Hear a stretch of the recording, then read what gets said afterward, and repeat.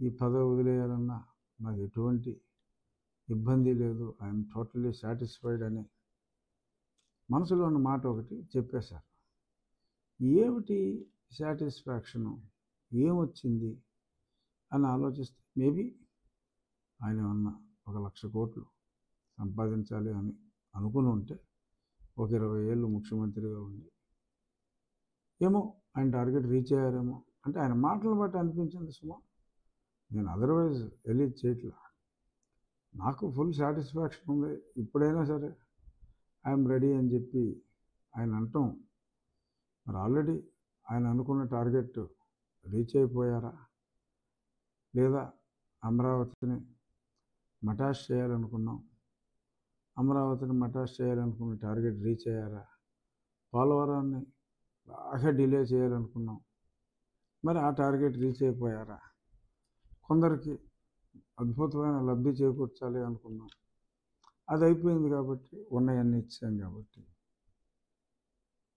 Satisfy అయిపోయారా, ఎక్కడ satisfy అయ్యారు, ఎలా సాటిస్ఫై అయ్యారు అనేది ఎవరికి కూడా అర్థం కావట్లా. కానీ అంతరాత్మ అనేది మనిషికి ఒకటి ఉంటుంది. మరి అంతరాత్మ ఒక్కొక్కసారి పక్కనే నిరాశలో ఉన్నప్పుడు, నిస్పృహలో ఉన్నప్పుడు మనసులో మాటలు బయటకు వస్తాయి. మరి కొద్ది నెలల క్రితం చూసాం, సుమారు ఒక 3 నెలల క్రితం మరి కల్వకుంట్ల చంద్రశేఖరరావు కూడా కేసీఆర్ గారు అరే దాని భయ్ పోతే పోతాం, హ్యాపీగా ఉంటాం అని చెప్పి ఆయన చెప్పడం జరిగింది. అలాగే క్లిప్పింగ్ మీరు అందరూ చూసుంటారు కాబట్టి నేను మళ్ళీ ప్రత్యేకంగా ప్లే చేయను. అలాగే జగన్మోహన్ రెడ్డి గారు కూడా ఆయన తెలుగులో చెప్పారు, జగన్మోహన్ రెడ్డి గారు ఇంగ్లీష్లో చెప్పారు.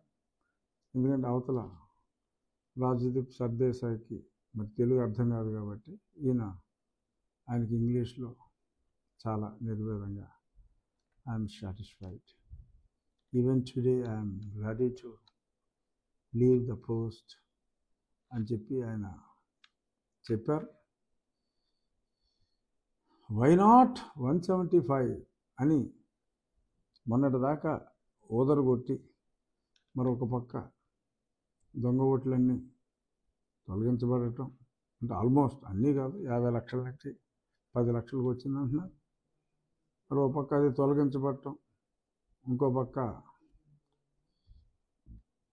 ప్రజలు, ఉద్యోగస్తుల తిరుగుబాటు, నిరుద్యోగుల తిరుగుబాటు, మహిళల తిరుగుబాటు, మద్య నియంత్రణపై ఆడిన అబద్ధాలపైన తిరుగుబాటు, మరి ఎస్సీ సప్లాన్ నిధుల